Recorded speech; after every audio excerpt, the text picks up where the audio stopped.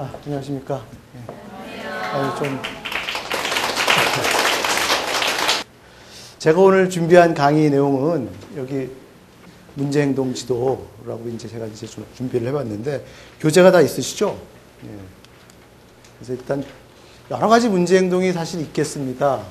사실 학령전기 또 학령기 중에서 좀 초등학교 저학년 이런 아이들이 많은 문제행동들이 있는데 오늘 제가 조금 여러분들한테 소개하고자 하는 것은 한 4가지 정도 영역의 아이들을 좀 다루고 또 이 아이들을 좀 어떻게 지도하는 것이 좋은가 준비를 좀 해봤습니다. 그러면 보시다시피 첫 번째는 공격적인 아이고요. 두 번째는 이제 편식한 아이. 세 번째는 정리정돈을 하지 않는 아이. 행동이 느린 아이. 아마 지금 이렇게 앉아 계신 분들 이렇게 면면을 살펴보니까 앞으로 가르칠 아이들, 내가 이제 지도할 아이들에 해당될 것 같아요. 지금 자녀가 거기에 해당되는 분은 별로 없어 보이고요. 조카쯤은 좀 있어 보이긴 하는데 어쨌든 이런 아이들이 많이 있을 것 같죠, 사실은. 그래서 하나하나 보겠습니다. 먼저 공격적인 아이입니다. 자, 친구를 때리고 괴롭히는 아이는 어떻게 지도해야 할까요? 우리가 전통적인 방법은 너도 한 대 맞아봐 이러면서 딱 때리고 이런 방법을 많이 사용을 했죠. 그러나 우리가 동네 어른도 아니고 적어도 이제 아이들을 지도하고 가르칠 교사 입장에서는 그렇게 할 수는 없을 테고요. 아이들이 왜 그런지 우선 원인을 살펴보고 어떻게 하면 적절하게 이 아이들을 좀 지도할 수 있을까 좀 생각을 해야겠죠. 그래서 지금 방금 말씀드렸듯이 제일 중요한 건 어떤 문제 행동이든지 간에 어떤 문제든지 간에 제일 먼저 이유, 원인적인 측면을 파악하는 게 굉장히 중요하겠습니다. 그래서 그 아이가 때린 이유를 들어보는데 사실 일반적인 선생님들의 반응은 아까 말한 대로 아이를 때리는 이런 과격한 조금 이제 나아진 분이 야단을 쳐요. 조금 심약한 분들은 이제 부모에게 알려요. 이렇게 점점점 이렇게 나름대로 강도가 좀 줄어드는데 어쨌든 이런 방법들을 많이 쓰시죠. 자, 우선 공격성의 정의에 대해서 조금 말씀을 드리고자 합니다. 그러니까 나타났듯이 상대방에게 해를 가하려는 의도를 갖고서 신체적 또는 언어적 방법으로 표현하는 것. 언어적 방법도 공격성이라는 거죠. 우리가 이제 때리는 것만 생각하지만 나가 죽어라. 너 내가 가만히 두지 않을 거야. 좀 심하게 말하면 어떻게 죽일 거야. 이렇게 얘기하는 것도 다 공격적인 표현이죠. 그래서 친구를 때리고 괴롭히는 아이는 이렇게 이제 말씀을 드릴 수가 있습니다. 자, 그러면 이런 아이들의 그 문제를 바로잡아야 되는 이유는 뭘까요? 우선 이제 습관적 행동으로 굳어지죠. 그럴 가능성이 많고요. 그 다음에 이제 도덕성 발달이 저해가 됩니다. 우리가 이제 도덕이라는 건 다른 사람의 어떤 권리나 이런 그 인권을 존중하는 그런 의미인데 남을 때리다 보면 점점점 도덕성이 이제 마비가 되는 거죠. 특히 이때 적절한 훈육을 해주지 않으면 그래도 되나 보다라고 생각해서 점차 마비가 되고요. 공격성 자체가 각종 정신병리 증상일 수도 있습니다. 이게 만약 계속 오랫동안 지속되면 이 시기 아이들은 조금 드물긴 하지만 이제 초등학교 3, 4학년, 5, 6학년에 올라가면 품행장애라는 말도 있거든요. 품행장애라는 것은 이제 비행을 계속 반복적으로 해주는데 그 중에 이제 대표적인 증상이 하나가 이제 공격적인 언행이죠. 그래서 이런 아이들은 되게 다른 친구들을 때리는 것뿐만 아니라 동물들, 쥐를 갖다가 괴롭힌다든지 애완동물을 이렇게 뜨거운 젓가락이라는 걸로 눈을 찌른다든지 피부를 갖다가 화상을 입힌다든지 또 얘가 물속에서 얼마나 버티는지 알기 위해서 익사를 시킨다든지 초시계를 준다든지 이런 아이들이 간혹 있습니다. 그런 어떤 공격적인 행동이 굳어지면 굉장히 심각한 정신병리 증상까지 나타날 수가 있다는 거죠. 자, 난 잘못한 거 없어요. 이게 뭐냐? 사회적 규범을 인식하지 못하는 아이입니다. 그러니까 사회적 규범을 인식하지 못하는 아이가 3살, 4살짜리는 너무나 당연하겠죠. 3살, 4살짜리가 순간적으로 친구의 뺨을 때렸는데 사실 걔는 뺨을 때리는 게 아니라 밀치려다가 뺨을 때릴 수도 있다는 거죠. 그런 애들은 사회적 규범을 인식하지 못하는 아이인데 이제 5살 혹은 7, 8살쯤 된 애가 이렇게 한다면 얘가 과연 진짜 모를까 의심이 가죠. 근데 모르는 애들도 있어요. 왜? 그걸 아무도 안 가르쳐줬다면. 옆에서 어려서부터 부모님이 그런 행동을 보고 그냥 애들끼리 그럴 수 있지 않으면 내버려두고 그러지 마라고 말 한마디를 안 했다면 이 아이들도 사회적 규범을 인식하지 못하는 새에 벌써 7, 8살이 될 수도 있었다는 뜻이죠. 그런 아이들이 있고요. 그래서 이제 이런 애들은 이제 반복적 지도, 폭력 예방 교육, 가정과 연계를 통해서 이제 해야 되는데, 두 번째는 이제 짜증이 나는, 그러니까 심리적 불만족 상태죠. 내가 지금 심리적 불만족 상태에 있으면 나 지금 화가 났어요. 나 지금 짜증이 나요. 이렇게 말로 표현하는 게 제일 좋은 표현이고 긍정적인 방법이라 하지만 그런 말을 표현하지 않고 곧바로 행동으로 나타내는 거죠. 물건을 집어던지고 우리 어른들도. 우리 어른들이 뭐 사실 때리는 경우는 별로 없죠. 그렇지만 우리 자신도 때로는 쓰레기통을 걷어차고 물건을 집어던지고 찢고 이런 것도 사실은 부정적 감정, 심리적 불만족 상태에 있기 때문에 이런 공격적 행동으로 나타난다고 볼 수가 있습니다. 이제 이런 아이들은 물론 공격적 행동에 대해서는 적절한 훈육을 해야지만 그 밑바탕에 있는 이 아이들의 심리적 불만족 상태를 공감과 이해를 해주는 것입니다. 그래서 그것을 건전한 방법으로 표출하게끔 도와준다는 뜻이지요. 우월감의 확인 차원에서 이런 애들이 있습니다. 그러니까 힘으로 제압을 하는 거죠. 내가 때리니까 얘가 그 다음부터 A가 B를 때리니까 B 학생이 A 학생을 보면서 피하고 뭔가 이렇게 갑자기 공손해지고 어쩔 줄 모르는 태도로 야 역시 한 대 쥐어 박어야 내가 세다는 걸 확인하겠구나. 우월감의 잘못된 확인이죠. 그런 식으로 이제 공격성을 지속하는 애들이 있습니다.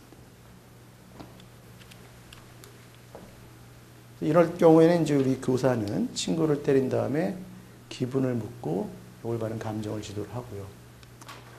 그 다음에 이제 대개 부모가 다른 친구와 비교하지 않는 것도 굉장히 중요합니다. 그러니까 저 친구가, 저 아이가 너보다 더 낫다, 우월하다 이런 식의 비교를 하면 걔에 대해서 공격성을 표출하는 경우가 많아요. 이게 사실은 제일 대표적인 게 사실은 형제자매 관계입니다. 둘째가 지금 막 3, 4살이고 큰애가 한 5살쯤 되는데 엄마가 너는 형이 돼서 이렇게 못하니 동생은 저렇게 잘하는데라고 하면 5분쯤 뒤에가 있으면 동생이 이미 울고 있어요. 엄마 무서에 때리기 때문에. 그런 식의 어떤 친구 관계에서도 그런 일들이 벌어질 수가 있다는 거죠. 그리고 힘이 약한 친구를 무시하는 발언을 하지 않아야 됩니다. 그러면 무시하는 아이를 선생님들도 무시하듯이 우리가 함부로 해도 되겠구나라는 잘못된 그릇된 인식이 생기기 때문에 주의를 해야 된다는 거죠. 주변 환경의 영향도 있습니다. 이건 뭐냐면 우리 사실 지금도 뭐 길거리에서는 많이 줄어들었습니다만 TV를 틀면 각종 어떤 폭력적 장면이 많이 이렇게 나오죠. 영화에서도 그러고. 그리고 때로는 그게 미화되기도 하죠. 주인공이 나타나서 따다닥닥 하면서 사람들을 때리고 이렇게 으쓱하는 장면. 그러니까 야, 뭔가 저렇게 때리고 이러는 게 굉장히 멋있고 정말 좀 있을 수 있는 일이구나. 잘못하는 거죠. 잘못 생각하는 거죠.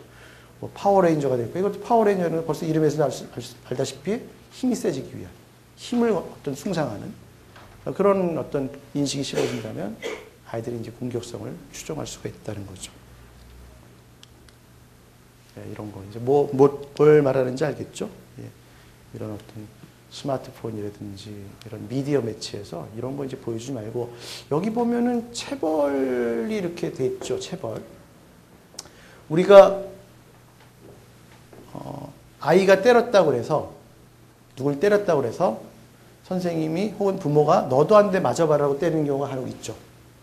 그 이유는 상대방의 고통을 너도 한번 느껴봐라. 그럼 네가 깨닫겠지. 라는 어떤 목적에서 그렇지만 실제로 그 아이는 그런 목적을 깨닫기보다는 우리 아빠나 우리 선생님이 나보다 힘이 더 세니까 난 여기서 어쩔 수 없구나. 라고.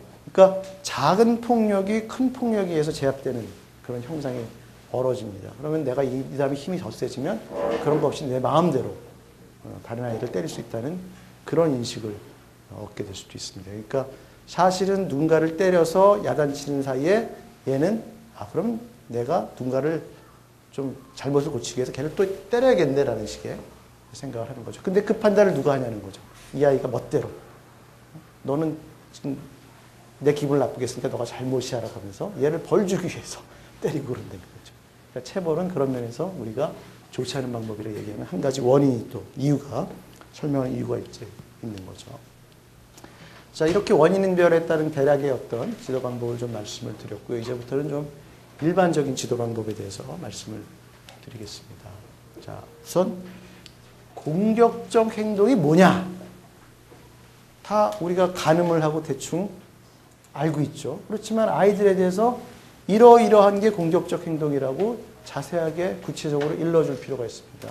그저 한 대 때리고 이것만이 아니라 약하게 때리거나 툭툭 치는 것도 공격적 행동이 될 수가 있어요. 어떨 때? 상대방이 싫어할 때.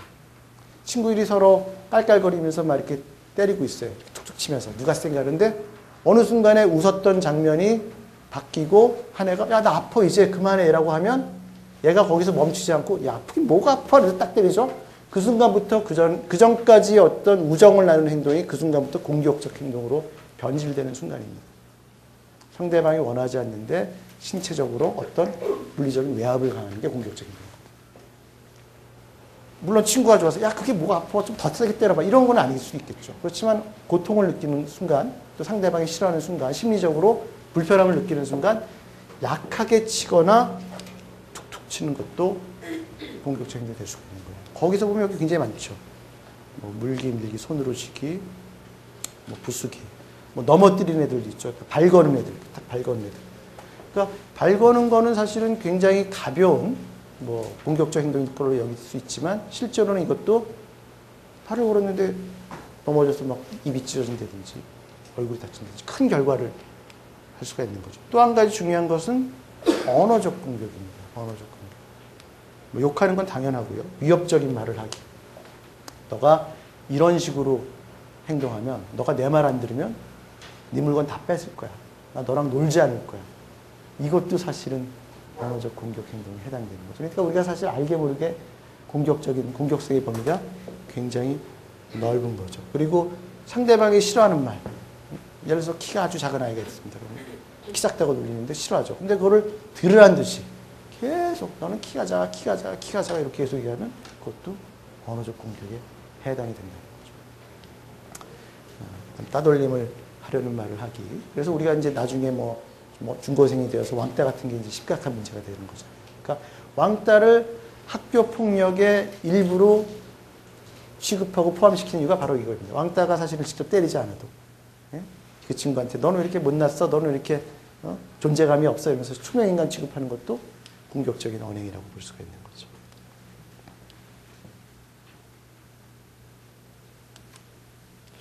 그 다음에 이제 두 번째 방법은요. 집단 압력을 이용하는 것입니다. 우리 인간은 사회적 존재이기 때문에 주변 사람들의 어떤 눈치를 안 볼래 안 볼 수가 없어요. 선진국과 후진국의 차이가 선진국은 사람들이 다 교통신호 지키고 어디 가서 휴지 함부로 안 버리는데 그럴 때 내가 딱 교통신호 어기면 사람들이 이렇게 보잖아요. 그럼 내가 굉장히 창피하고 부끄러움을 느끼죠. 근데 후진국에는 다 막 제멋대로 걷는데 혼자서 지키고 있으면 나만 좀 바보 된 것 같고 그만큼 집단적인 어떤 영향을 많이 받거든요. 다시 말해서 공격적인 행동을 보이는 순간 이 아이는 굉장히 부끄러운 아이. 굉장히 그래서는 안 될, 도저히 일어나서는 안 될 그런 일을 어떻게 저질렀니 하는 이런 교실 분위기만 형성된다면 그 아이는 눈치를 보면서 더 이상 그러지 않는다는 거죠. 그러려면 곳곳에 관찰자가 있어야 돼요. 모니터링을 하는 사람이 있어야 돼요. 그래서 누가 이렇게 공격적인 행동을 보면 너 왜 그런 행동해? 라고 얘기하거나 선생님한테 얘기하거나 그죠? 엄마도 아침에 출근할 때 아침에 아이가 등교할 때 오늘 친구들 때리면 안 돼. 그 다음에 점심 때 선생님이 따로 불러서 오늘 오전에 친구 안 때렸지? 그 다음에 이제 하굣길에 애들이 야, 너 오늘 너 친구 안 때리고 오늘 잘 지냈네. 그 다음에 집에 와서 엄마가 오늘 교실에서 누가 안 때리고 잘 지냈어?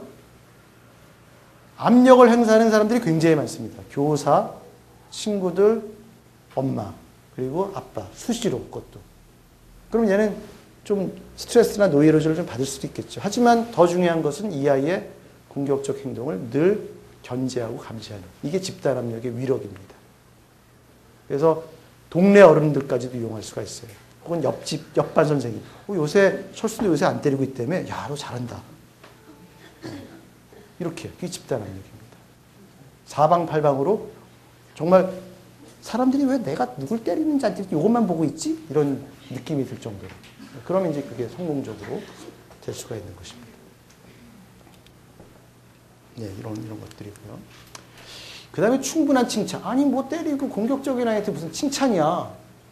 라고 생각할 수가 있어요. 근데 우리가 칭찬의 중요한 요소 중에 하나가 잘했을 때 칭찬하는 것도 있지만 잘못을 하지 않았을 때 칭찬하는 게 굉장히 중요한 요소예요.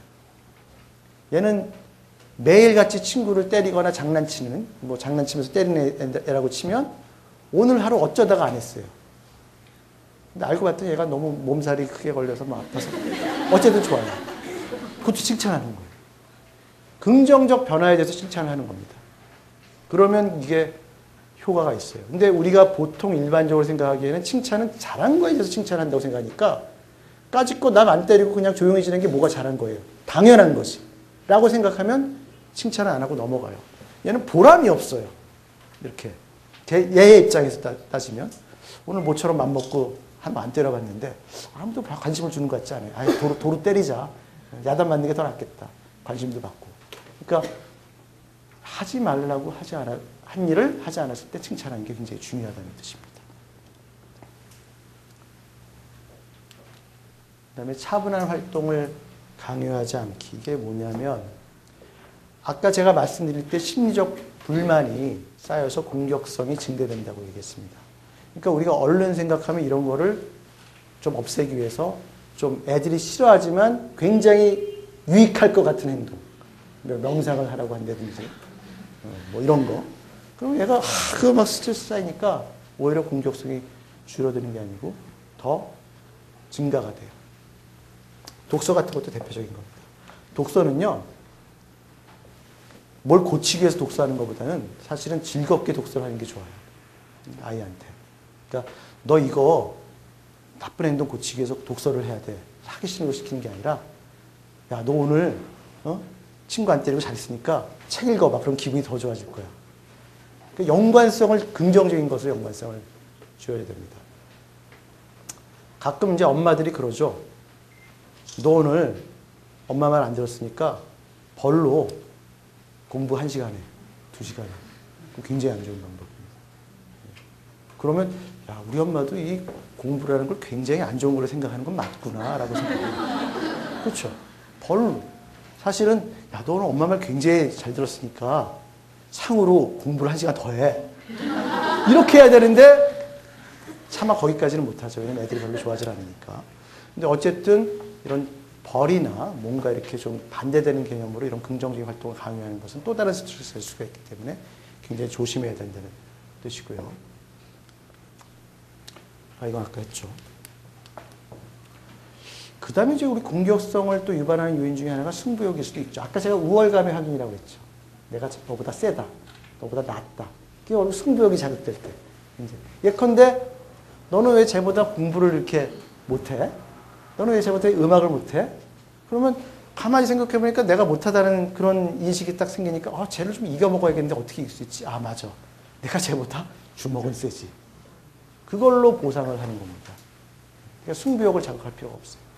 비교하면서. 그러면 그 중에 자기가 싸움에 자신 있는 애들은 그런 걸로 자꾸 승부욕을 확인하려고 그러니까 승부욕을 자극하는 말을 하지 말는 게 중요하다라는 겁니다. 그 다음에 적당한 목표 설정. 이거 뭐냐? 우리가 항상 목표가 있어야지만 그 목표를 추구해서 성실하게 열심히 의욕을 가지고 행동을 하죠. 노력을 합니다. 그러나 목표가 너무 높으면 이거는 죽었다 깨나도 안 돼요.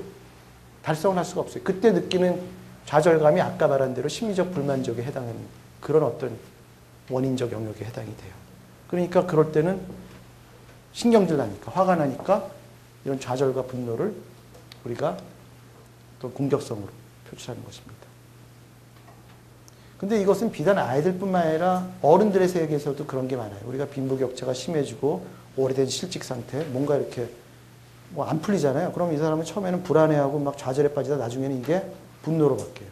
그래서 그렇지 않은 사람들을 향해서 공격을 합니다. 이게 이제 소위 말해서 사회적 차원에서 일어나면 이게 폭동의 개념이죠. 폭동이 일어나잖아요. 좋은 차원에서 혁명이 일어날 수도 있고. 그런 어떤 좌절이 지나치면 아이는 그런 분노를 표출하는 게 공격성이 나타날 수가 있기 때문에 너무 지나친 목표. 그것은 교사뿐만 아니라 부모도 너무 목표를 높게 설정하면 안 됩니다. 그러니까 우리가 목표를 설정할 때는 처음에는 작게 설정하는 게 좋아요. 그래야 성공의 경험이 있으니까 목표라는 걸 제시할 때, 또 해볼래요. 이런 말이 나와요. 근데 몇 번, 3번, 4번 했는데 맨날 안 돼요. 그럼 목표를 제시하면, 이제 더 이상 그만하세요. 이런 거예요. 그렇게 성취의 경험을 충분히 한 다음에, 그 다음 목표를 얘 능력에서 100%, 110%, 120% 이렇게 올라가야 되는 거죠. 근데 조금 성취 경험했다고 목표를 200%, 300% 이런 무모한 짓은 또 역시 하지 말아야 된다. 운동선수들이, 스포츠 선수들이 되게 그런 식으로 이제 기량을 향상해 나가요. 자, 그 다음에 이거는 아이 스스로 자기를 돌아다보게 하는 성찰을 가르쳐 주는 겁니다. 근데 이런 성찰 능력은요, 사실은 애들이 갖추기가 어려워요. 일단 아주 어린 애들은 내가 한 걸 까먹고요. 기억을 못해요. 그리고 좀 큰 애들이 할지라도 자기를 돌아다보고 반성하는 그런 능력은 조금 고차원적인 능력이에요. 우리도 사실은 지난 나의 한 달을 잘 생각해봐서 내가 이런 게 부족하고 이런 게 좀 반성할 만하다. 이런 성찰을 하는 분들도 계시고 안 하는 분들도 계시지만 안 하는 분들도 꽤 많아요. 어른조차도 그런데 애들은 쉽지 않아요. 그렇지만 그럼에도 불구하고 야, 네가 어떨 때 친구들을 때리고 어떨 때 폭력적인 공격적인 행동이 나오는지 너 한번 생각해봐라. 이런 것들을 해서 아이가 그 다음부터는 가만히 생각해보니까 나는 유독 여러 명의 친구 중에서 A, B한테 더 그렇고 또 유독 내가 집에 갈 때 좀 더 그렇고 또 유독 그 친구가 나한테 공부 얘기를 꺼냈을 때 혹은 나의 어떤 외모 얘기를 꺼냈을 때 더 그렇고 이런 뭔가의 어떤 단서가 아이들 스스로 발견할 수가 있어요. 그러면 그거를 피해갈 수가 있다는 거죠. 물론 그럴 때 우리가 피해주게끔 도와줄 수도 있지만 아이 스스로도 때로는 그런 교정하는 노력을 할 수가 있어요. 그렇게 하려면 필요한 게 돌아다보는 것, 즉 성찰을 애한테 이제 시키는 거죠. 생각해보게끔 하는 겁니다. 이거는 스탑 메서드. 그만! 자, 이 그만하는 게 옆에서 얘가 때리기 직전에 그만, 이것도 그만이지만 자기 스스로 그만하는 겁니다. 내가 조금 전에 같으면 화가 나서 친구를 한 대 딱 때렸는데 지금은 내가 화가 났을 때 이렇게 올라갈 때 그만하는 겁니다. 스스로. 혼잣말로. 그만 이렇게 얘기하는 거예요. 자동차 브레이크 역할을 해주는 거죠. 너 정말 누구를 막 때리고 싶고 한 대 쥐어받고 싶고 물건 던지고 싶으면 너 그때 속으로 그만이라고 해. 그럼 애가 그 다음에 와서 선생님 효과 없어요. 딱 이럴 수도 있어요. 그래? 너 그러면 다음에는 속으로 하지 말고 큰 소리로 그만하고 이렇게 얘기해. 이렇게 얘기하는 거예요. 그것도 효과 없는데요. 그러면 또 다음에는 그 자리에서 벗어나봐. 거기서 때릴 것 같으면 그 자리에 교실에서 그러면 교실 밖으로 나고 이런 다양한 방법을 애한테 제시를 해줘야 되는 겁니다. 그것은 한 번의 성공이 아니더라도 아이 스스로 조금 약간의 구체적인 기술이라고 그럴까요? 방법을 좀 일러주면 그래도 한두 번 그렇게 적용하다 보면 어느 때도 돼요. 그러면 이제 애가 익숙해질 수가 있는 거죠. 사실은 이런 영유아, 영아까지는 아니겠죠. 유아나 이런 아동들한테 이런 거를 우리가 많이 일러주고 그것을 체득하게 하면 지금 우리 곳곳에서 번지는 이런 사회적 범죄들, 뭐 지금 어제 뉴스도 그렇고 그저께 뉴스도 그렇고 막 듣기 싫은 뉴스 많잖아요. 그죠? 뭐 세종시 그것도 다 들으셨고 뭐 어디 뭐 일가족 걸핏하면 막 이별 범죄, 분노 범죄 이런 것도 많이 줄어들 수가 있어요. 그래서 사실은 이 유아들의 행동을 교정해 주는 게 굉장히 중요해요. 어릴 때부터 이런 걸 체득하게 됩니다. 근데 우리는 어려서부터 그런 교육을 받지 못, 저도 그런 교육 받지 못했어요. 저도 이런 거 몰랐어요. 이런 거 좀 관련된 직업을 갖다 보니까 이렇게 하는 방법이 의외로 간단하지만 효과가 있다. 이런 것들을 아이들한테 일러줘야 돼요. 그리고 일러주기 전에 나부터 해야 돼요. 나는 남들 뭐 때리진 않겠죠. 화난다고 물건 집어던지고 여성들이니까 때리는 분들 별로 없죠. 그렇지만 뭐 꼬집기도 하고 그러잖아요. 어쨌든 뭐 그런 거 나부터 이제 고쳐야 돼요. 이런 방법을 내가 써먹는 겁니다. 그래서 실제로 효과가 있는지 없는지 스스로 한번 검증을 해볼 필요가 있죠. 역시 이제 보상. 이것은 아까가 때리라고 했을 때, 때리지 말라고 했을 때 때리지 않은 거는 칭찬 정도면 충분한데, 이거는 역으로 좀 더 발전된 긍정적 행동입니다. 적극적으로 친구를 도와주거나, 혹은 누가 때리려는 걸 막아서 야, 그러지 마, 말리거나, 이런 굉장히 상반되는 긍정적 행동이면 칭찬 정도는 약하죠. 보상을 줘야죠. 예. 캔디를 준다든지, 스티커를 준다든지, 뭔가 좀 가시적인 그런 어떤 보상을 제공하는 겁니다. 그러면, 이것 봐라. 이렇게 하니까 정말 우리 선생님이 너무 좋아하네. 그러니까 사람은 칭찬과 인정을 받으려는 쪽으로 변하는 동기가 조금씩 있거든요. 그런 거를 자꾸 활용을 하는 거죠. 자, 이상으로서 이제 공격적인 행동, 남을 때리거나 괴롭히는 행동에 대해서 마쳤습니다. 이제 이 강의를 들으시고 지금 교사분들이신가요? 교사가 되시려는 분들인가요? 반반이신가요? 그래서 이제부터는 우리 교실의 아이들 공격성을 박멸시키기 바랍니다. 절대로 이제 공격성은 없게끔. 그 다음에 이제 편식하는 애입니다. 편식하는 애는 사실은 박멸은 어려워요. 편식을 박멸하려고 했다가는 좀 부작용이 크기 때문에. 근데 이 아이들도 세세한 지도나 좀 관찰이 필요하긴 합니다. 자, 콩, 야채 잘 안 먹죠. 예. 우리도 배고플 땐 이런 거 잘 안 먹죠. 예. 배부를 때 이제 고기 먼저 먹고 배가 부르면 좀 이거 먹죠. 예. 그래서 이런 애들이 이제 많은데, 이럴 때 일반적인 선생님들은 잘 하고 계세요. 대부분. 편식을 하지 않으면 좋은 이유 설명을 해주고요. 편식을 하지 않으면 좋은, 그렇죠. 그 다음에 간혹 가다가 이제 경쟁 심리, 아까 말한 대로 승부욕을 좀 자극시키죠. 야, 쟤는 잘 먹는데 너는 뭐냐. 이거 부모님들이 사실은 형제자매에서 많이 써먹는 방법이고, 또 이렇게 가족끼리 모여있을 때, 뭐 우리 슈퍼맨이 돌아왔대에서 보면 추사랑이 잘 먹으면, 야, 추사랑 쟤는 잘 먹는데 너는 뭐냐, 이렇게 사촌끼리 막 비교하잖아요. 그 다음에 역시 칭찬과 격려. 예, 잘 먹을 때. 먹어봐. 이렇게 격려해서 진짜 먹지 않는 했을 때 그때 칭찬과 격려. 이런 거를 해주죠. 그 다음에 이제 제일 좀 원시적이고 그냥 즉각적인 반응이 이제 야단을 치는 거죠. 야, 그거 안 먹으면 어떡해? 답이요. 이런 건 이제 가급적 지양을 해야 된다는 거죠. 역시 편식의 정의에 대해서 잠깐 말씀을 드리겠습니다. 영양학적 균형이 깨진 상태의 식사죠. 그래서 좋아하는 음식만 먹으려고 하고 음식을 싫어하거나 가리는 아이. 그래서 우리가 편식하는 아이 생각하면 되게 삐쩍 마르고 좀 이런 애들을 생각하기 쉽죠. 그런 애들 많습니다, 물론. 그렇지만 의외로 살이 찐 애들이 많아요. 왜?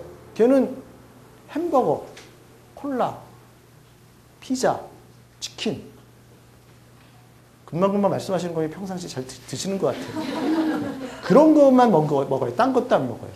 어떤 애들은 진짜 난 놀란 게, 우리가 보통 보면 그냥 일반적인 고기가 맛있잖아요. 이렇게 뭐 돼지고기, 소 그런 것보다 자기는 뭐 치킨이 더 맛있다고 그러고 햄버거 안에 있는 그 고기가 더 맛있다. 이런 애들도 있어요. 그러니까 간혹 가다가.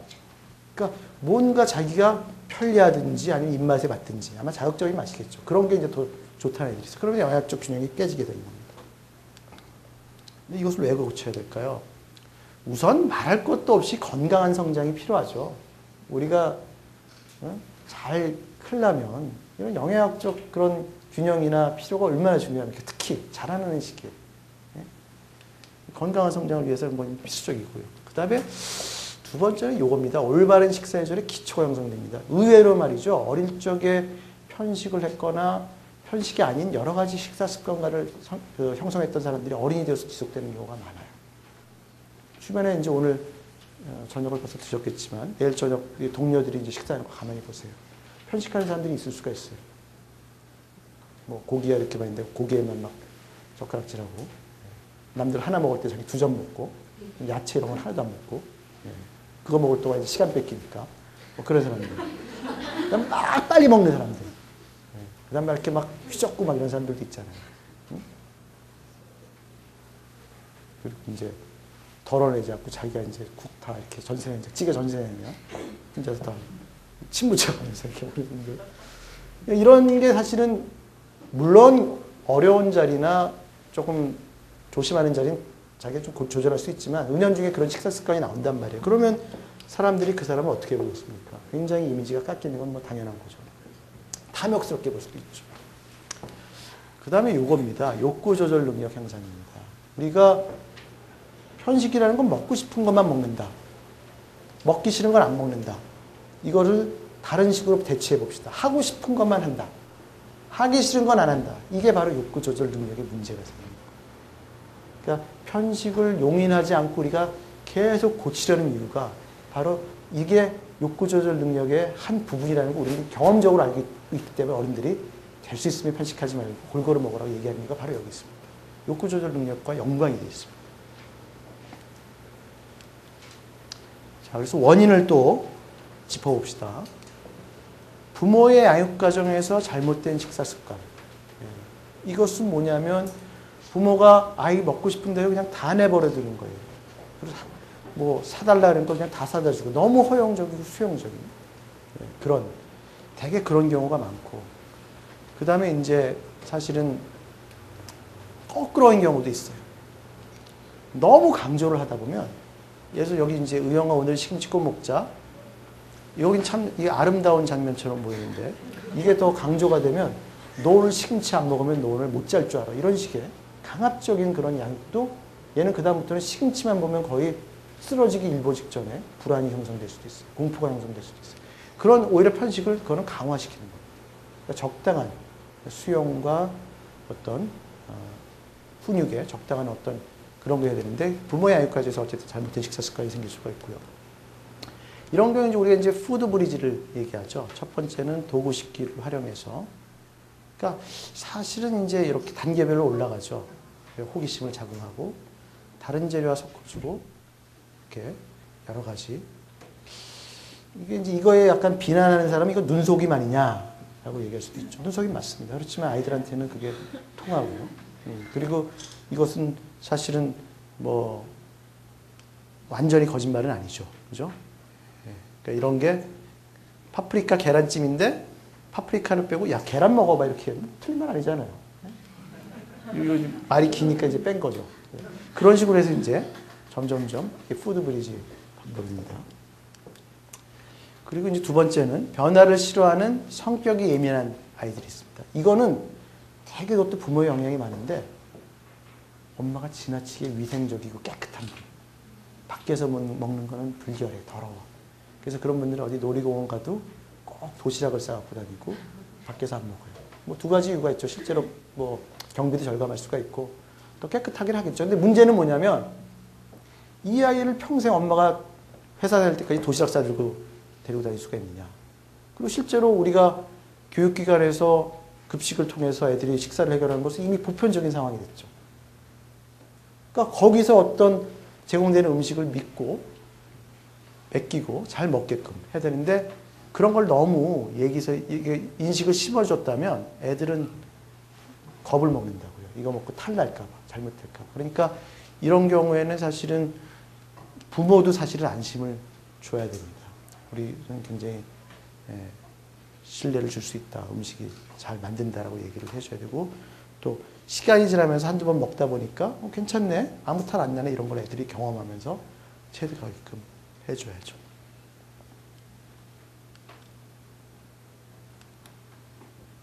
세 번째는 자기 주장의 확인. 여기 나오죠. 선생님 저는 고기만 주세요. 근데 진짜 고기만 줘요. 역시 말을 해야 고기를 먹는구나. 근데 사실은 고집을 부리는 거죠. 그러니까 자기가 원하는 것을 말했더니 그게 통하더라. 자기 주장. 그러니까 자기가 뭔가 주장하는 게 먹혀드는 듯한 느낌이 드는 거예요. 그래서 사실 이거는 고집 부리는 아이 중에 원인이기도 한데 뭔가 주장을 하면 된다. 그걸 음식을 통해서 주장을 하는데 때로는 자기 주장 능력이 약한 애들이 있어요. 그런 애들이 어떤 부모나 어떤 어른들은 음식에 대해서 굉장히 관대한 사람들이 있단 말이에요. 그러면 거기서 주장하는 걸 먹혀드니까 야 그래도 내가 여기서 존재감을 느끼는 거죠. 내가 말하는 게 통하네 라는 식의 자기 주장이 확인할 수도 있습니다. 그렇다면 야 뭐 고기로 주장하지 말고 좀 딴 걸로 주장해라 라고 얘기하는 거죠. 다른 일상생활에서 충분한 자기 주장 기회를 제공을 하는 거고 그 다음에 이게 결국은 부모를 이기는 게 아니다. 부모한테 네 주장 먹히는 게 올바른 주장 방법이 아니다. 부모 말 따르는 게 네 주장 꺾는 게 아니다라는 쪽의 어떤 다른 측면, 긍정적인 측면을 인식을 시켜줘야 됩니다.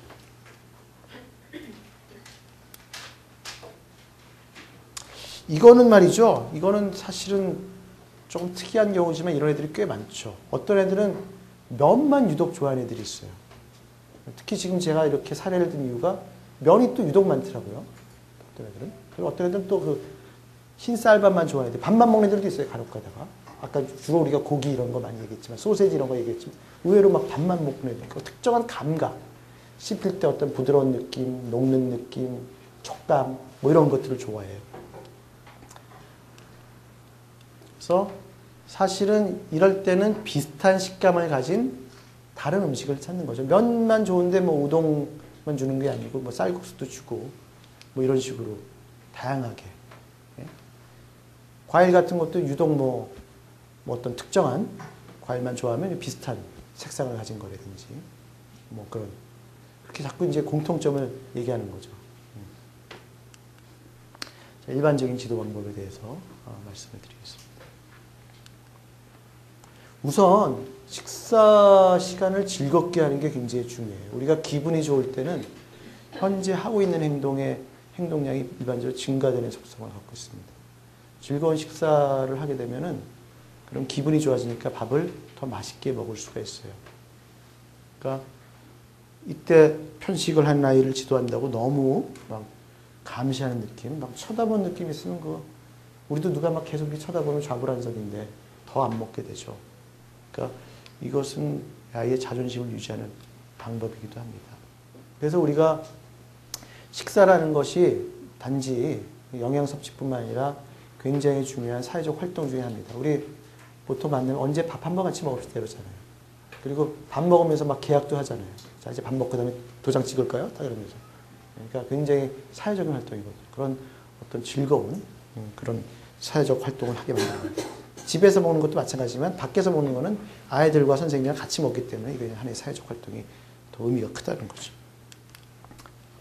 그 다음에 이제 개별적 식사 지도를 해야겠죠. 근데 이게 점진적인 접근을 해야 됩니다. 우리가 일반적으로 아이들 행동을 교정할 때 우리가 접근 방법은 되게 점진적으로 하는 방법이 있고요. 그냥 팍 때리는 방법이 있습니다. 홍수요법이라고 그래서. 예컨대 이런 거예요. 우리 옛날에 수영 못하는 사람들 어른들이 어떻게 많이 했냐면 바다에 던져서 빠뜨렸어요. 네가 알아서 수영 방법 익혀라. 죽지 않으려면 하지 않냐. 그게 대표적인 홍수법입니다. 홍수법.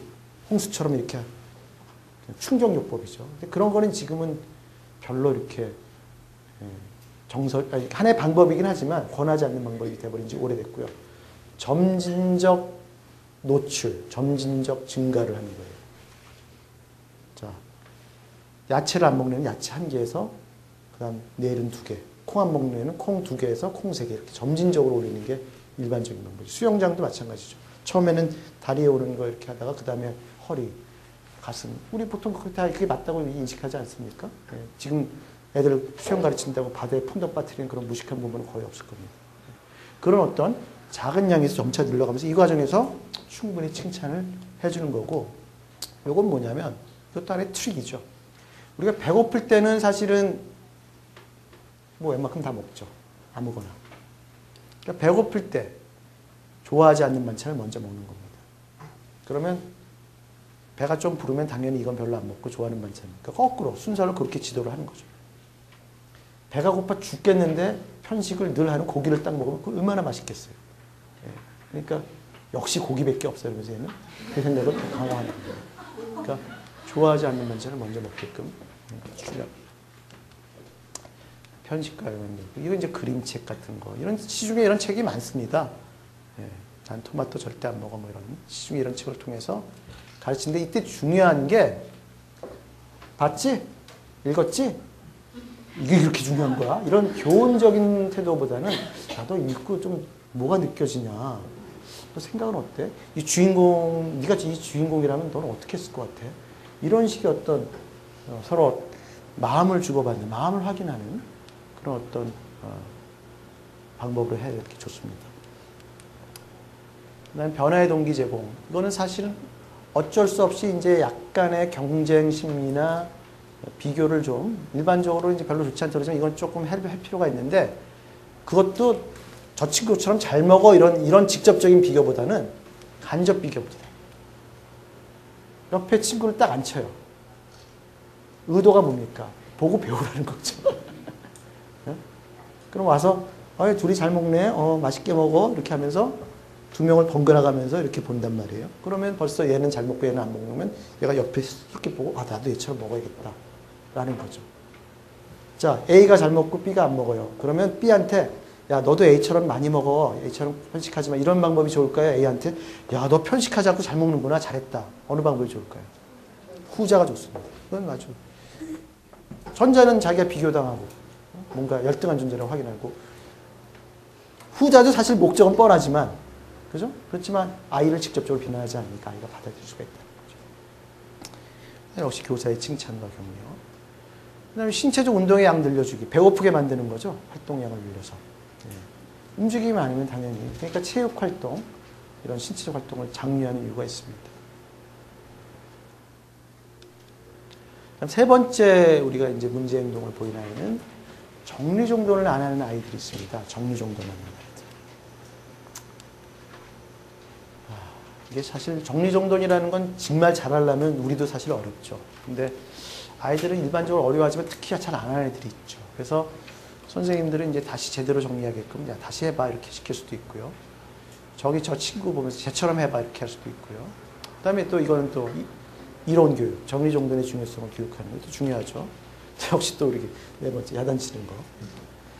일반적인 선생님들의 반응에 공통적으로 빠지지 않는 게 야단을 쳐요. 사실. 근데 뭐 야단을 칠 땐 쳐야 됩니다. 근데 그것만이 능사는 아니라는 거죠.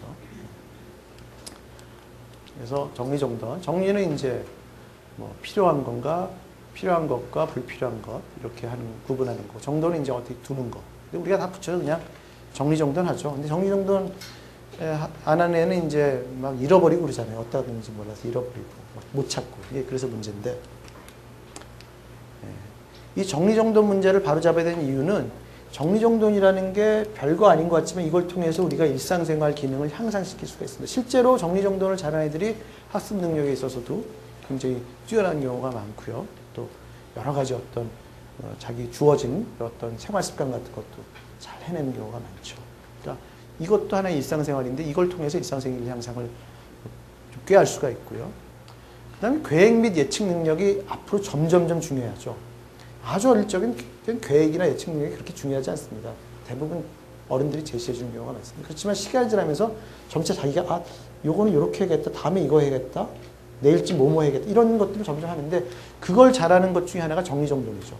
정리정돈하면서 우리가 야, 이거는 당장 내일 필요할 것 같으니까 이건 맨 위에 놓고 이건 한 석 달쯤 뒤에 필요할 것 같아요. 이건 맨 아래에 놓고 뭐 이렇게 하지 않습니까? 그리고 벌써 판단 능력도 올라가죠. 좀 크고 무거운 건 밑에 놓고 그냥 좀 가벼운 건 위에 놓고 이런 여러 가지 이런 인지 능력도 향상을 시킬 수가 있는 거죠. 그 다음에 그러다 보니까 침착하고 안정적인 성격 형성. 아무래도 정리정돈을 잘하는 사람들이 좀 침착하고 이렇게 차분한 사람이죠. 뭐 주부들을 보면 알지 않습니까? 좀 차분하고 이런 분들은 이제 정리정돈이 잘 돼 있고 좀 이렇게 좀 덜렁대고 좀 이렇게 정신이 없는 분들은 역시나 집에 가면 좀 이렇게 정신이 없고 폭격 맞은 분위기로. 근데 간혹 가다가 아닌 경우가 있는데 그럼 이제 두 얼굴에 그런 주부들도 간혹 있긴 있죠. 그렇지만 일반적으로 이게 맞죠. 그래서 원인을 또 이제 살펴봅시다. 첫 번째는 부모가 대신해 줍니다. 의존적이 된 거죠. 내가 할 필요가 없습니다. 부모가 탁탁 해주고 심지어 어떤 부모들은 꺼내주죠. 바지 여기 꺼내주고 한 5m쯤 지나서 또 티셔츠를 꺼내주고 얘 동선에 따라서 그런 어떤 정리정돈 해줄 필요가 전혀 없게끔 부모가 대신해 줍니다. 과잉보호해주는 그런 경우죠. 그래서 이거는 부모를 많이 교육을 시켜야 됩니다. 그러지 마세요. 아이 스스로 좀 해나갈 걸 권유하고 좀 해주세요. 격려해주세요. 이렇게 하고 정리정돈을 사실 모델링을 하는 겁니다. 모델링이라는 건 모델이라는 게 이제 본보기잖아요. 그걸 보고 배운다. 그래서 이제 부모가 열심히 정리정돈을 하는 모습을 애 앞에서 많이 보여주고 애 잘 때, 안 볼 때 정리정돈 하지 말고 애 볼 때. 예. 그리고 너도 와서 여기서 같이 해봐. 이렇게 거들게 해서 참여를 시키면 야 이거 정리정돈 굉장히 중요한 거구나. 우리 엄마 맨날 하는구나. 이 비슷한 개념이 우리 공부시킬 때 아빠들 집에 와서 TV 보지 말고 꼭 신문이나 책을 읽어서 이런 말 들어봤죠. 왜? 그러면 야 우리 아빠 퇴근해서 맨날 책 읽고 신문 보니까 나도 학교 돌아오면 책 읽고 뭐 신문 안 보겠죠. 뭐 공부해야 되는구나. 이런 은연중에 그런 어떤 영향을 주기 위해서 이 모델링이 굉장히 중요하다는 겁니다. 두 번째 이제 산만하고 충동적인 성향은 이건 사실 좀 어렵습니다. 이게 능력 부족이에요. 예. 애가 산만하고 충동적이니까 정리정돈이 당연히 안 돼요. 아무렇게나 휙 더 집어던지고 막 정신없고 그렇지만 그래도 그나마 우리가 뭐 내버려둘 수는 없으니까 이런 아이한테 줄 수 있는 팁은 야, 미리 생각 좀 한 다음에 정리해라. 행동으로 옮기기 전에 생각하고 행동으로 옮겨라. 이거를 좀 일러주고 그 다음에 어떤 거에서 다른 활동으로 넘어갈 때 정리를 맞추고 장난감을 정리한 다음에 다른 놀이를 갔으면 좋겠어. 라는 거죠. 장난감 정리정돈하지 않고 얘는 칙 던지고 밖에 나가서 놀죠. 혹은 먹을 걸 먹으러 가죠. 이 정리하고 다른 놀이를 하게끔 지도를 하는 거고 그 다음에 뭐 정리 상자 같은 거 만들고 옷은 여기다 놓고 장난감은 B에다 놓고 이런 식의 뭐 한 되게 두세 개면 애들이 충분하죠. 옷, 장난감, 뭐 문구류 이런 식으로 그런 식으로 이제 정리 상자의 정리하면 훨씬 더 찾기 쉬워. 왜냐하면 여기저기 퍼져 있는 것을 상자라는 특정한 공간에 다 모아두는 거죠. 물론 아주 산만한 애는 그 안에서도 못 찾는 애들이 있어요. 뒤집기만 하고. 근데 우선은 이 찾는 영역을 물리적으로 좁혀주는 거죠. 이렇게 이제 도움을 줄 수가 있습니다. 그래서 또 이제 이런 거는 간혹 가다가 정리정돈 해야 될 필요성이 없는 애들이 있어요. 그러니까 누가 나한테 뭐 이렇게 하라는 걸 싫어하는 애들이 있고요. 좀 어떻게 보면 자기가 좀 나름대로 잘났다고 생각하는 애들도 있고 실제로 정리정돈 안 해도 기가 막히게 잘 찾는 애들이 있어요. 별로 어려운 게 없어요. 그렇지만 정리정돈의 중요성은 단지 네가 물건 찾는 거에 그치지 않고 아까 우리가 말했던 필요성 이러한 거 뭐였죠? 일상생활 기능 향상시킬 수가 있고요. 계획 및 예측 능력 형성을 시킬 수가 있고 또 차분하고 안정적인 성격 야 이렇게 중요한 거 너 좀 해봐라 라고 이제 아이한테 설명을 해주는 겁니다. 즉 아이의 다른 영역의 발전을 도모할 수 있다 이렇게 설명을 해주는 겁니다. 정리정돈 그거 중요한 거야. 어? 그러니까 해야 돼 이렇게 얘기하는 것보다는 야 정리정돈 하면 너 나중에 공부도 잘하고 성격도 차분해지고 사람들도 좋아하고 뭐 이렇게 그럴듯하게 붙여야 애들이 그런가 그러면서 좀 들을 수가 있다는 거죠. 자신감 부족. 이거는 뭐냐면 나름대로 정리정돈을 했어요. 그랬더니 부모님이나 되게 부모님이 먼저였겠죠. 너는 그딴 식으로 정리정돈하냐. 너는 정말 정리정돈 너무 못한다. 차라리 간둬라. 내가 할게. 그러면 정리정돈이 얘는 너무 어렵게 느껴지는 거예요. 정리정돈 해야 되는데 갑자기 가슴이 먹먹해지면서 막 울기 일보 직전이에요. 정리정돈하려고 그러니까. 너무 어려우니까. 자신감이 저하되어 있는 거예요. 근데 사실은 그렇지 않다. 조금씩 정리정돈 기술을 가르쳐줄 필요가 있다. 그래서 선생님이 이 블록 정돈 아까 말한 대로 뭐 사각형은 사각형대로 모으고 원은 원대로 모으고 쌀떼기 이런 같은 게 있잖아요. 이렇게 해서 하나하나 기술을 가르쳐주는 거예요. 그러면서 어제보다 더 많이 한 조금의 향상에 대해서 칭찬. 우리가 약방의 감초처럼 등장하는 아이들 행동 변화에 있어서 약방의 감초처럼 등장하는 칭찬을 해줘야 된다는 뜻입니다. 일반적인 지도 방법은요.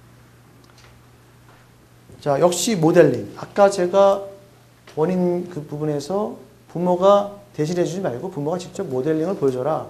그렇다면 이것이 학습 현장, 교육기관에 와서 교사가 열심히 자기 책상에 정리정돈하고 깔끔하게 돼 있고 어떤 이런 물론 교사가 해야 되는 영역이죠. 뭐 아이들이 할 영역을 다 할 필요는 없고 대신해 줄 필요는 없고 그런 어떤 모범을 보이는 겁니다. 그러면 아이들은 선생님 보고 따라 한단 말이죠. 선생님 책상이 막 너저분하고 선생님이 볼펜 찾는데 막 책을 한 몇 권 뒤집고 그러면 아 이거 저래 되나 보다 이렇게 애들이 생각하는 거죠. 역시 환경. 우리가 깨끗한 환경, 조용한 환경 가면 가서 좀 더럽히지 않고 그 다음에 말 좀 살살 얘기하죠. 근데 시끄러운 패스트푸드 좀 가면 말 크게 얘기하고 막 기분 들뜨죠. 환경 영향을 인간은 받습니다. 그러니까 교실을 이거 보면 굉장히 정리정돈이 잘 된 이렇게 딱 하는 거죠. 그래서 되게 아이들 부분에 있어서 아이들 하라고죠. 이거 하나의 교육과정이니까. 그래서 애들이 했는데 미흡한 부분이 있으면 다시 정리정돈을 시키고 교사가 이런 게 미흡하다고 지적해주고 교사가 대신해주지 말게끔. 최종 완성은 아이가 하게끔. 그래서 환경적인 늘 정리정돈된 환경을 잘 유지하게끔 하는 이런 것들이 이제 은연중에 그 중요성을 강조를 하는 겁니다. 이것도 역시 짝요법, 짝을 아까 편식한 아이한테 짝을 골고루 잘 먹는 애 앉혔듯이 정리정돈을 잘한 아이를 짝으로 앉히면 이런 자극을 줄 수가 있는 거죠. 걔 하는 거 좀 따라하게끔 하고 모방심리를 활용해서 목표 행동을 심어주는 겁니다. 자신감 높이는 거죠. 예. 이것도 이제 사실은 아주 쉬운 과제를 줘요. 너 선생님 여기 있는 그 책꽂이 안에 책상에 나와 있는 책을 그 다음에 책꽂이에 꽂고 연필과 볼펜과 만년필을 사인펜을 한 곳에 모아. 쉽잖아요. 책 2권, 3권 다 있는 거를 꽂고 연필과 볼펜을 옆으로 싹 모아서 한 군데 딱 놓고 이 정도는 웬만큼 한단 말이에요. 그런 걸 해주고 무지 칭찬을 해주는 거죠. 야, 너 정리정돈 잘했다. 그리고 이런 것 때문에 내가 정리정돈 때문에 우리 선생님한테 칭찬을 받았구나 라고 친밀감이 상승되면서 정리정돈에 대한 이미지가 좋아지면서 선생님이 나를 칭찬해 줬어 이것 때문에. 그러니까 친해지는 거죠. 그죠? 이렇게 해서 자신감을 높이는 과정입니다. 그래서 선생님도 집에서도 이불 정리 대장이야, 칫솔 정리 대장이야. 그러니까 복잡한 것, 정리정돈을 잘하는 게 아니라 아주 단순한 과제를 시키면서 그렇게 자신감을 높여가면서 확대를 시킬 수가 있습니다. 정리하는 날 같은 걸 잡는 거죠. 청소하는 날, 정리하는 날. 교실에서 할 수도 있고 집에서도 정기적으로 가져서 가족의 화합도 좋아지고 가족의 화합 정도도 좋아지고 정리 정도를 자연스럽게 생활화시키는 이런 것들이 이제 중요합니다. 자, 우리 마지막 4번째 영역으로 행동이 느린 아이. 이게 지금 몇 시까지 강의가 지금 계획되어 있습니까? 예? 그래요? 네. 행동이 느린 아이가 사실 옆에서 막 싫어하죠. 그래서 재촉을 하기도 하고요. 쉬운 과제를 주기도 하죠. 어려우면 이제 잘 못하니까. 그다음에 친구들, 안 되겠다. 니들이 좀 나서서 좀 도와줘라. 이렇게 할 수도 있고, 또 야단칠 수도 있는데. 사실 행동이라는 건 너무나 우리가 정의가 따로 필요 없을 정도로 다 아는 말이고, 행동이 느린 아이는 속도가 느린 경우도 있고요. 그 다음에 생각을 했는데 행동으로 안 옮기는 거예요. 생각만 하고. 그런 애들도 이제 행동이 느린 아이의 범죄에 우리가 포함될 수가 있죠. 그래서 이거 왜 고쳐야 되느냐?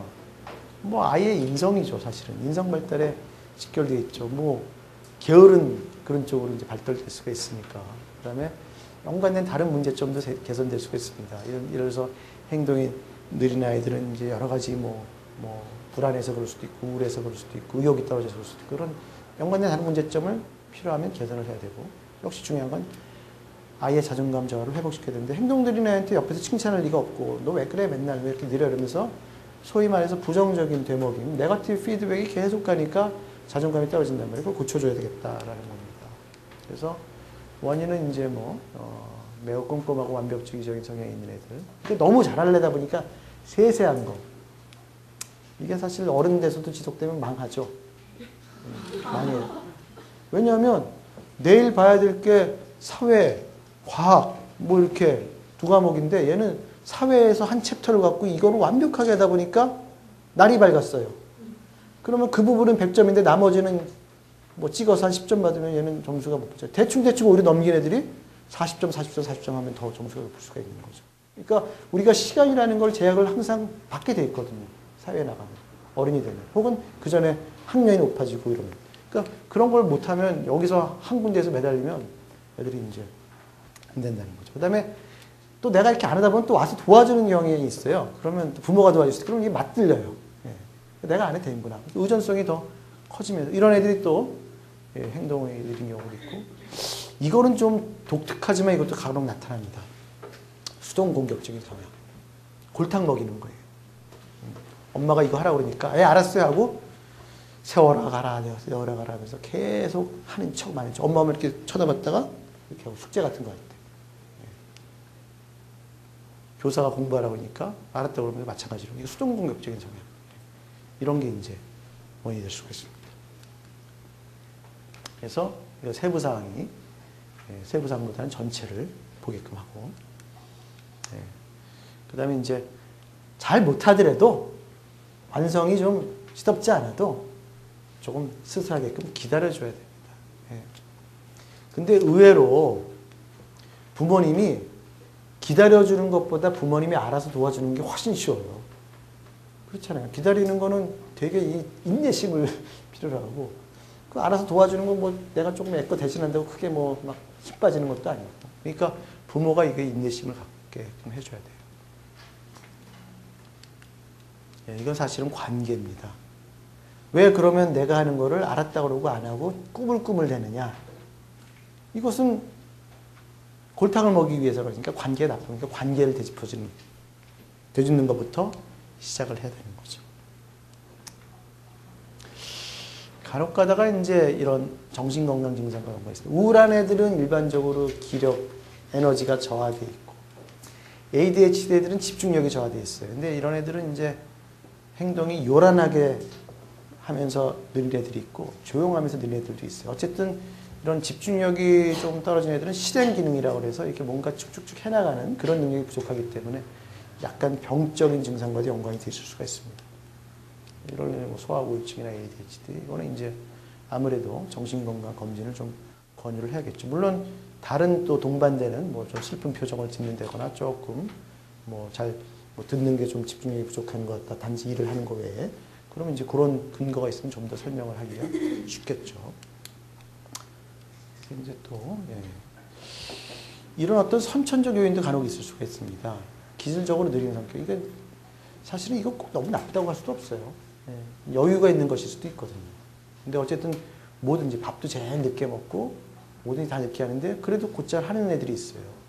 게으른 성격은 사실 요거는 좀 고칠 필요가 있죠. 그러니까 뭐 너무 귀찮아하는 거죠. 그다음에 신체적 발달이 느린 아이. 예를 들어서 지능도 좀 느리고 조금 체구도 좀 작고 전체적인 발달이 느린 이런 아이들은 뭔가 이제 느리죠. 그러니까 뭐 손동작도 느린 애들이 있잖아요. 그런 애들은 이제 빨리빨리 못한단 말이에요. 그러니까 이런 선천적 요인이 있는 애들은 사실 우선은 이 아이들을 억지로 고치려고 그러고 있는 그대로 받아들이면서 좀 더 장기적인 관점에서 바라봐야 됩니다. 서서히 고치려고 해야 됩니다. 관심과 흥미. 관심과 흥미가 없으면 당연히 늦게 하죠. 관심 있는 건 후다닥 하는데 난 그거 하기 싫어요. 그리고 그런 아이들. 그 다음에 간혹 가다가 호기심이 강한 아이들이 다른 거에 호기심을 뺏겨서 하던 거를 멈추는 경우가 있어요. 못하는 거 있으면 아이에게 일의 우선순위를 알려주는 거죠. 그리고 관심 흥미 없는 애한테는 관심을 자꾸 유발하게끔 여러 가지 방법을 사용할 필요가 있습니다. 역시 칭찬과 보상. 조금 느리더라도 하던 걸 다 했으면 칭찬과 보상을 해주고, 그 다음에 맨 앞자리에 앉히는 건 이제 물리적인 방법이죠. 역시 앞자리에 있으면 좀 더 지도와 감독이 편하고 또 아이의 어떤 주의를 집중을 더 유발하는 효과가 있죠. 그래서 아이가 잘 들었는지 중간에 수시로 쳐다보고요. 또 가까이 있는 애한테는 또 아이를 격려하기 쉽고 또 다가서서 얼만큼 했는지 확인하는 그런 어떤 노력이 필요할 수가 있습니다. 이제 계획표를 제공하는 거죠. 이것은 쉽게 말하면 시간 관리를 좀 해주는 겁니다. 그래서 정해진 시간 내에 이걸 딱딱딱 해내게끔, 그래서 오늘의 계획표를 제공해주고 쭉 하는 거죠. 그래서 조금만 나아져도 칭찬이 있지 않고 내일 다시 더 발전된 모습을 보이게끔 격려를 하는 그런 시간 관리를 좀 해주는 필요가 있습니다. 역시 자신감 높이기. 자, 예를 들어서 이런 거죠. 어떤 애가 기술적으로 느려요. 조금 행동이 좀 굼떠요. 그렇지만 얘는 대신에 꼼꼼하고 좀 실수를 하지 않아요. 그러면 이런 부분에 대해서 우선 오히려 자신감을 갖게끔 해주면 그 다음에 자신감을 가지면 그 부분의 속도가 조금씩 빨라질 수가 있습니다. 그리고 실수할까봐 요모조모 따져서 행동이 느려진 애들이 있어요. 그러면 야, 실수해도 돼. 사람은 맨날 실수하는 거야 라는 식의, 너만 실수하는 게 아니야 라는 식으로 안심시키는, 야단 크게 치지 않을 거야 라는 식의 그런 어떤 안심을 시키는. 그 다음에 혹은 뭐 실수를 이미 잘 하지 않으니까 자신있게 행동해야 돼요. 뭔가 자신감을 높이는 그런 쪽으로 이제 접근을 해야 되죠. 그 다음에 이제 한 가지 행동에 집중하기. 아까 호기심 많은 애들은 자꾸 이것저것 한다고 그랬죠. 그래서 일의 우선순위, 행동 순서대로 좀 작성해 줄 필요가 있고요. 특히 이런 애들은 지각하지 않고 제시가 오면 칭찬을 많이 해줄 필요가 있습니다. 그리고 역시 해야 할 일들을 미리 좀 생각해 보는 거. 그래서 하던 놀이 혹은 하던 활동을 끝까지 마무리하자는 걸 중요하게 일러줄 필요가 있습니다. 역시 시간 지키는 거. 이건 뭐냐면 이제 애들이 뭐 씻지 않았다, 먹지 않았다, 뭐 옷을 제대로 갖춰 입지 않았다. 그럼에도 불구하고 그거보다 우선순위는 제 시간에 오는 거다. 그래서 어떤 애들은 양말을 한 짝을 안 신고 오거나 혹은 여기다가 이제 뭐 반찬을 묻히고 와도 사실은 제 시간에 온 거를 더 중요하게 여기고 그 다음에 얻게 되는 여러 가지 뭐 좀 그걸 크게 얘기하지 할 필요가 없어요. 그렇지만 친구들이 얘기하거나 뭐 이러면 좀 창피스러울 수 있죠. 이거면 이제 아이가 다음에는 이것도 제대로 마무리하고 와야겠구나 하면서 스스로 변화의 동기를 줄 수가 있습니다. 끝났네요. 네. 이렇게 해서 지금 제가 오늘 한 4가지 문제 행동을 보인 아이들에 대해서 조금 말씀을 드렸고요. 공격적인 아이만 좀 박멸시키고요. 나머지 3명의 아이들은 조금씩 개선시킨다는 마음가짐으로. 그럼 왜 공격적인 아이는 박멸시켜야 되느냐? 이것은 진리죠. 우선 이상적 진리겠지만 우리한테도 해당되는 거죠. 폭력은 용납되지 않는다. 그런 뜻에서 제가 좀 강조를 했습니다. 이상으로 제 강의를 마치겠습니다. 경청해 주셔서 감사합니다.